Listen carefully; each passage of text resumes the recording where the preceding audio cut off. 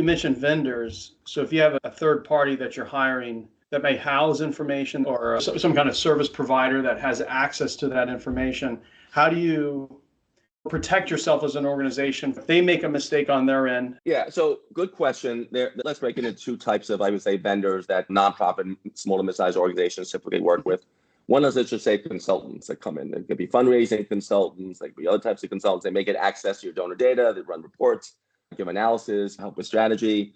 So those are usually through a professional services agreement, and you need to make sure that agreement has certain precautions in place. If it's a big enough provider, you might want them to have insurance to cover if they do something wrong, because often when data is leaked, it's often through a third party.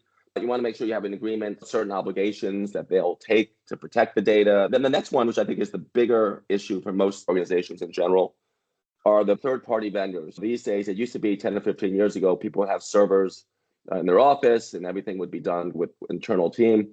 And these days, everyone's outsourcing to these third-party vendors, which I think is a good thing, because a lot of these larger vendors will have in place much more sophisticated security requirements, cyber requirements. You access it, we've all heard the term SaaS, software as a service. So those vendor agreements tend to be very one-sided. I have a lot of clients that come to me and say, oh, we got this vendor agreement. They said we can't make any changes.